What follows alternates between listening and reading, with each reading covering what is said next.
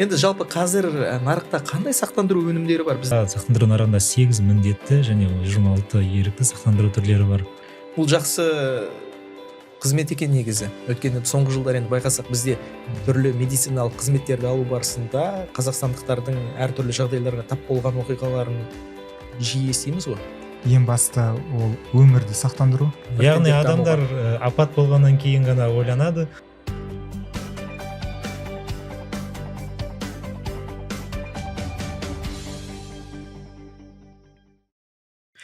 Армысыздар. Өмірде кездейсоқ жағдайлар көп болады. Келеңсіз жайттарға тап болуыңыз әбден мүмкін. Олардан сақтану үшін не істеу керек? Бүгінгі Фин подкастта осы тақырыпты талқыға саламыз. Қазір нарықта сақтандыру өнімдері көп. Оларды қалай дұрыс таңдаған жөн, неге мән беру керек? Тиімдісі қайсысы? Таныс болыңыздар. Студия қонақтары қаржы нарығын реттеу және дамыту агенттігі сақтандыру нарығы және актуарлық есеп айырысу департаменті директорының орынбасары Серікболсын Төлебеков және сақтандыру нарығын дамыту басқармасы басшысының орынбасары Мақсат Бакешев. Қаржы нарығын реттеу және дамыту агенттігінің берген мәліметі бойынша, жыл басынан бері қазақстандықтар 17 миллион долларға сақтандыру келісім шартын жасасқан екен. Бұл өткен жылмен салыстырғанда шамамен 36%-ға көп. Жалпы енді қазақстандықтардың осы сақтандыруға көбірек көңіл бөле бастауының себебі неде деген сұрақ туып тұр. Соңғы жылдары сақтандыру нарығы өте қарқынды дамуда. Оған бірнеше себеп бар, бірнеше фактор бар. Ол ең бірінші ол қаржылық сауаттылықтың артуы, сосын мемлекеттік реттеу және қолдау соңғы жылдары жылдан жылға міндетті сақтандырулардың түрлерінің кеңеюі халыққа бұл қызметке бейімдейді. Сосын сақтандыру компанияларын заманауи қызмет көрсету сапасын жақсаруы, технологиялық шешімдердің қолжетімділігі. Соңғы жылдары мысалы 2019 жылдан бастап барлық міндетті сақтандыру түрлері онлайн жаңағыдай келісім шартын жасаса болатын болды. Евро хаттама дегенді енгіздік. Ол автосақтандыру саласына қатысты. Ол автосақтандыру саласы бойынша, яғни сақтандыру жағдайы болған жағдайда оны біздің мобильдік қосымша арқылы сол жол көлік оқиғасын суретке түсіріп, сол жерде барлық құжаттарды жүктеп төлемге жаңағыдай жіберуге болады. Яғни полицияны күтіп 3-4 сағат уақыт жоғалтудың қажеті жоқ. Бұл да бір сақтандыру саласында бір жаңашылдық, өзгеріс десе болады. Соңғы кезде пайда болған. Енді жалпы қазір нарықта қандай сақтандыру өнімдері бар? Біздің қазақстандықтар нені сақтандыра алады? Осыған тоқталып кетсеңіздер. Қазіргі уақытта сақтандыру нарығында 8 міндетті және 26 ерікті сақтандыру түрлері бар. Ал салаларына келетін болсақ, сақтандыру нарығы негізгі екі саласы бар. Өмірді сақтандыру және жалпы сақтандыру саласы. Өмірді сақтандыру саласы бойынша жұмыс істейтін сақтандыру компаниялары сақтандыру аннуитеттерін, өмір сақтандыру өнімдерін сізге бере алады. Өмір бойынша қызмет бере алады. Ал жалпы сақтандыру қызметінде саласында жұмыс істейтін сақтандыру компанияларына келсек, олар сіздің денсаулығыңызды, мүлкіңізді, үшінші тұлғары алдында азаматтық жауапкершіліктеріңізді сақтандырып бере алады. Және де тағы да айтып кететін бір жаңа сақтандыру түрі бар. Ол жүктелген сақтандыру соңғы кездері сақтандыру нарығында қарқынды дамып келеді. Соңғы 7 жылдың ішінде 7 жаңа жүктелген сақтандыру өнімдері пайда болды нарықта. Соңғыларына келетін болсақ, осы көрермендеріміздің көбі естіген болар. Медицина қызметкерлерінің жауапкершілігін сақтандыру жүктелген сақтандыру түрі пайда болды. Осы жақында 23 қазанда күшіне енді заң. Бұл сақтандыруға келетін болсақ, бұл сақтандыруды медициналық ұйымдар сатып алуы міндетті. Олар өздерінің жұмысшыларының, яғни медициналық қызметкерлердің жауапкершілігін сақтандырады.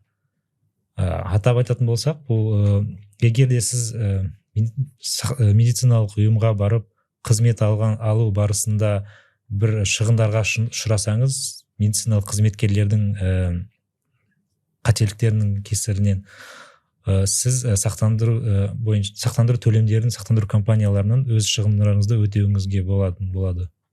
Бұл жақсы қызмет екен негізі. Өйткені соңғы жылдар енді байқасақ, бізде түрлі медициналық қызметтерді алу барысында қазақстандықтардың әртүрлі жағдайларға тап болған оқиғаларын жиі естиміз ғой.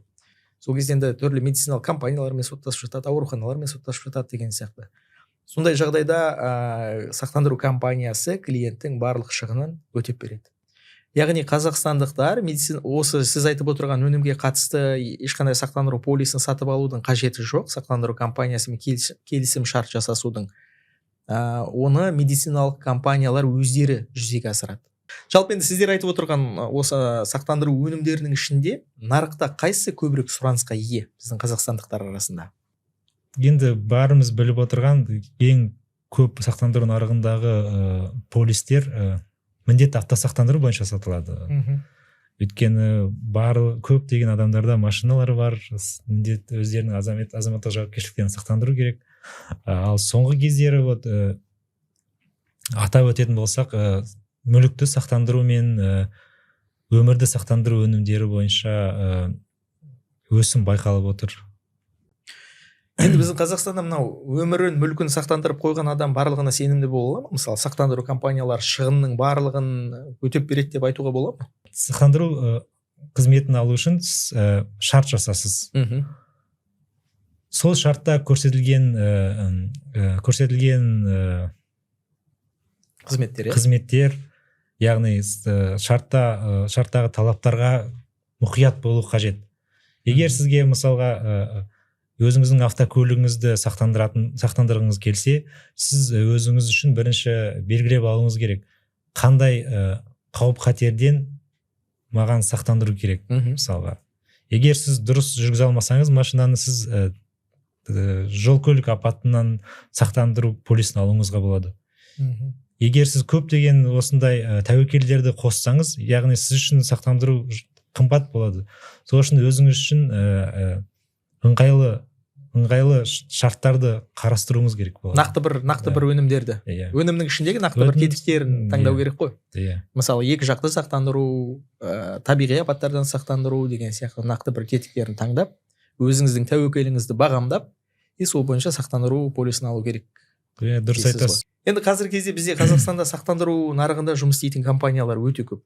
Соларды таңдау барысында неге мән беру керек? Қандай бір кеңестеріңіз бар қазақстандықтарға? Сақтандыру нарығында 24 сақтандыру компаниясы жұмыс істейді бүгінгі таңда. Көп емес екен ғой. Өте көп емес, енді ақырындап дамып келеміз деген ойдамыз. Оның 15 компаниясы жалпы сақтандыру, 8 өмір сақтандырады. Сақтандыру компаниясын таңдауға келетін болсақ, біріншіден менің ойымша қаржылық тұрақтылығына мән беру керек.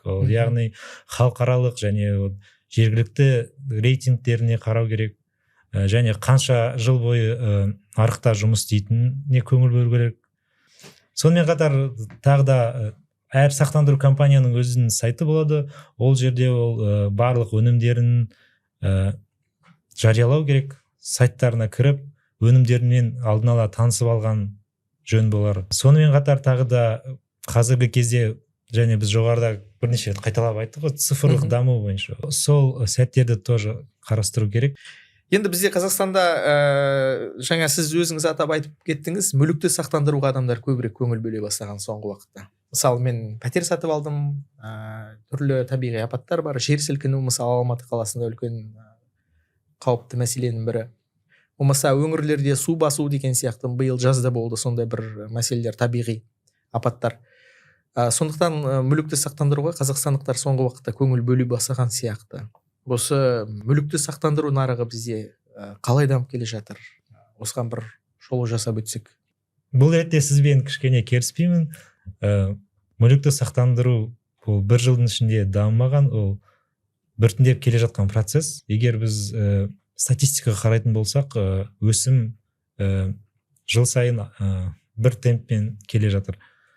Ал табиғи апаттардан кейінгі болған жағдайға келетін болсақ, ол кезде өсім байқалды, бірақ арада біраз уақыт өткеннен кейін өсім бұрынғы жағдайына қайтып оралды. Яғни бұрынғы табиғи өсімге қайтадан оралды. Яғни адамдар апат болғаннан кейін ғана ойланады. Мысалы пәтерді сақтандыру үшін шамамен орташа алғанда қанша қаражат жұмсау керек және неге мән беру керек адамдар? Сіз дұрыс айтасыз, бұл мүлікті сақтандыру бұл ерікті сақтандыру түріне жатады.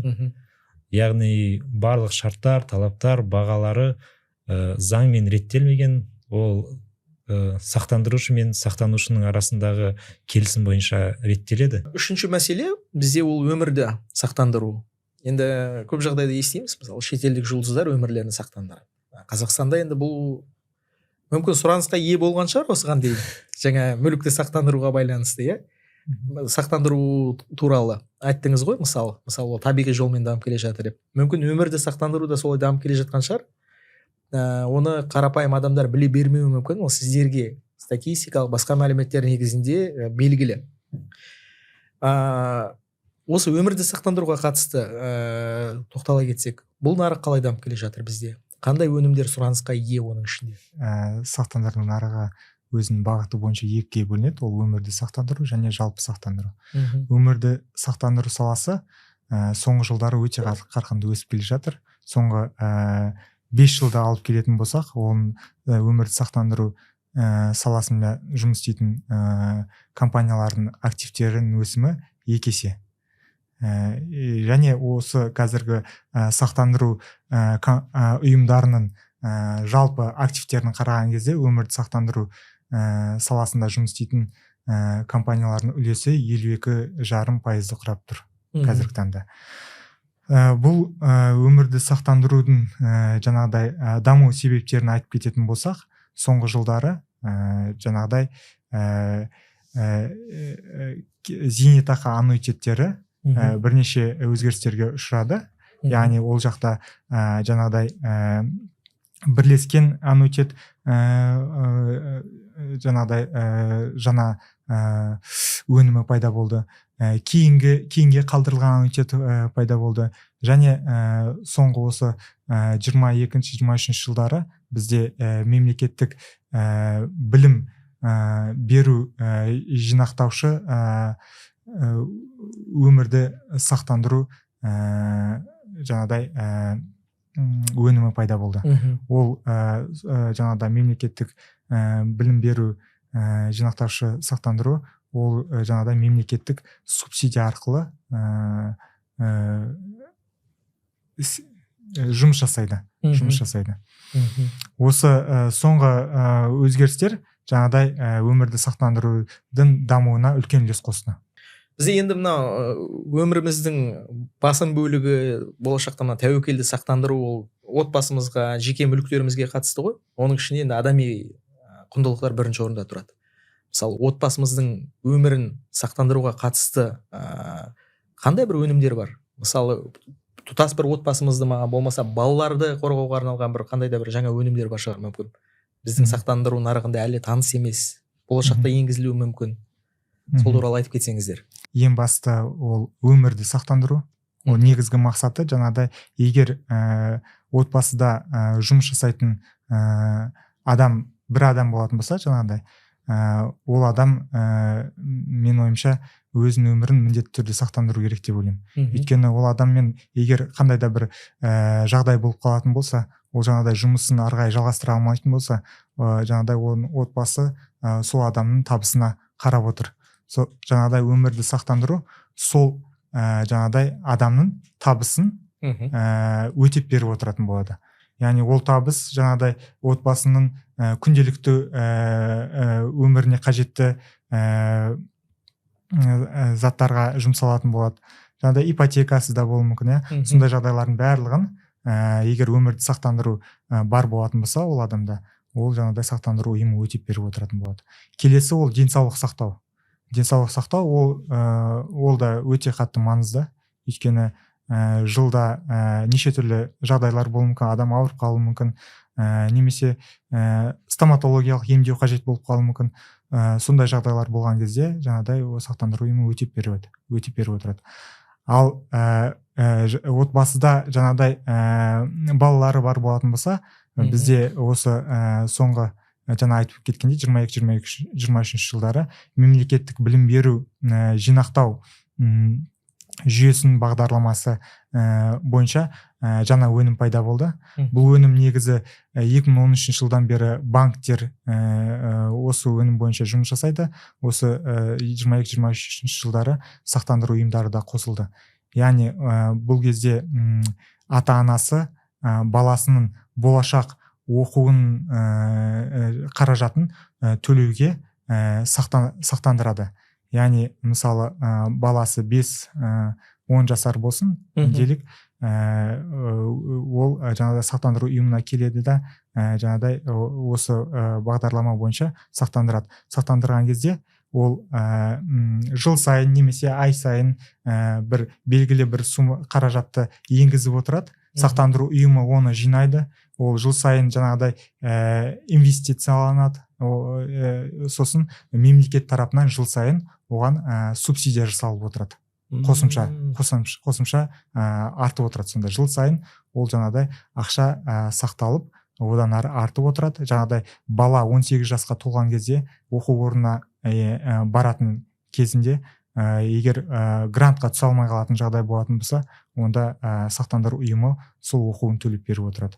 Ол оқу тек қана Қазақстан ішінде ғана болу керек емес. Ол жаңа шетелге түсетін болса да, Қазақстан ішінде болса да, егер бала грантқа түсіп жататын болса, онда жаңағыдай ата-анасы келесі баласына оны өткізсе болады. Яғни келесі баласының оқуын төлеуге жұмсай алады. Яғни бұл өнімнің ең басты айырмашылығы, жаңа мен айтып өткенде, банктер бұрыннан бері жасап жатыр ғой, енді сақтандыру ұйымдары қосылғалы бері сақтандыру ұйым мен банктердің айырмашылығы не десе, бұл жаңағыдай егер ата-анаға жаңағыдай қандай да бір жағдай болып қалып, өлім немесе бірінші, екінші группаның мүгедектігі болатын болса, онда жаңа ата-ана ай сайын немесе жыл сайынғы қаражатты сақтандыру компаниясы төлей алмай қалады ғой. Бірақ сонда да сақтандыру компаниясы оқуын төлеп беретін болады. Бұл жаңағыдай өте адамдар үшін өте жақсы құрал да, мысалы. Әрине, Құдай бетін аулақ қылсын ондай жағдайлардан түрлі. Бірақ соның өзінде адамдардың болашақтағы тәуекелін, риск, түрлі жағдайлардың алдын алуға жақсы мүмкіндік. Бізде Қазақстанда мынау автосақтандыру ол өте сұранысқа ие өнімнің бірі. Соңғы кезде енді автосақтандыру саласында бір өте жақсы жаңалықтар болып жатыр. Оның бірі Европротокол. Еврохаттама деп жүрміз қазақша. Мақсат мырза, сіз сол Еврохаттаманы енгізу барысында өте белсенді жұмыс жасаған азаматтың бірісіз. Сондықтан енді көбірек айта алатын шығарсыздар, оның артықшылығы, қазақстандықтарға қандай мүмкіндігі барын, соны қазір өз аузыңыздан естісек. Қазір кезде біз статистиканы қарап отырмыз. Статистика өте жақсы өсіп жатыр, қарқынды. Еврохаттама өте кең қолданылып жатыр қазіргі күнде. Оның шарттарына келетін болсақ, қазіргі кезде көп адамдар уже таныс, көп нәрселерді Еврохаттама арқылы біледі. Еврохаттама қосымшалары бар адамдарды көріп жатырмын, телефонына жүктеп алған. Әрине, бұл ретте ары қарай даму бойынша жұмыстар жасалып жатыр. Адамдар Еврохаттама арқылы қызмет алуды қазіргі күнде үйреніп алды деп айта аламын. Өйткені өте жеңіл. Жол көлік оқиғасы болған кезде сіз телефоныңызды алып, Еврохаттама мобильді қосымшасын жүктеп алып, фотоға түсіріп жібересіз де, жауап күтесіз просто. Ақшаңызды күтесіз. Ең бастысы сіз қате термеуіңіз керек, өзіңіз туралы ақпарат енгізген кезде қателік жібермеуге тырысу керек, менің ойымша. Бізде Қазақстанда сақтандыру өнімін тұтынушы егер дұрыс төлем алмаса, болмаса сол сақтандыру өнімдеріне қатысты шешілмеген мәселелері болса, олар қаржы нарығын реттеу және дамыту агенттігінен бөлек кімге жүгіне алады? бір ұйым басқа қосымша заңды бір тетіктер бар ма? Әрине ондай тетіктер заңда қарастырылған. Сақтандыру нарығында сақтандыру омбудсманы 2008 жылдан бері жұмыс жасап жатыр. Және де 24 жылғы жаңалықтарға келетін болса, 24 жылы сақтандыру омбудсманына жүгіну міндетті болып келеді қазір. Сақтандыру омбудсманының шешімі алғаннан кейін ғана адамдар сотқа жүгіне алады. Бұл қызметті сақтандыру компанияларының филиалдары арқылы өтінім жіберуге болады сақтандыру омбудсманына. Сақтандыру омбудсманының сайты бар, FOMP.kz. Сол сайтқа кіріп, сол арқылы да өзіңіздің заявкаңызды жібере аласыз. Сол интернет сайтта сақтандыру омбудсманның почтасы, телефон нөмірі бәрі жазылған. Сол арқылы жүгініп қызмет ала аласыз. Ал жұмысына келетін болсақ, сақтандыру омбудсманы түскен өтінімдерді 2 ай ішінде қарастыру керек. Сақтандыру омбудсманы кез келген жеке тұлғалардың өтінімін қабылдайды. Заңды тұлғалар үшін тек қана міндетті сақтандыру сыныбы бойынша және де жоғарғы лимит 10 000 айлық есептік көрсеткішті құрайды. Бізден қазақстандықтар көп қаржына өнімдеріне қарағанда сақтандыру өнімдерінің түрлі даулы мәселелер аз ғой. Сондықтан сақтандыру омбудсменін біле бермеуі де мүмкін. Бірақ жалпы сақтандыру омбудсмені кез келген жағдайда көмек көрсетуге дайын бар екенін қазақстандықтардың біле жүрген дұрыс деп ойлаймын. Рахмет. Біз бүгін сақтандыру нарығы жайында айттық. Қандай өнімдер бар, оларды қалай таңдау керек деген мәселеге тереңірек үңілдік. Финподкаст сіздерге пайдалы болды деген ойдамыз. Лайк басып пікір қалдырыңыздар. Қаржыға қатысты өзекті тақырыптарды бірге талдаймыз. Бай қуатты болайық.